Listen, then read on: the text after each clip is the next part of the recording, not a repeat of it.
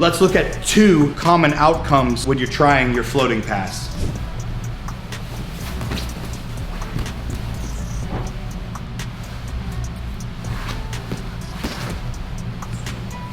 So now let's see the difference between why did he get swept on number 1 and why did he not get swept on number 2. Here's what's important. If Lance leaves his hip behind, this is the line of Lance's hips.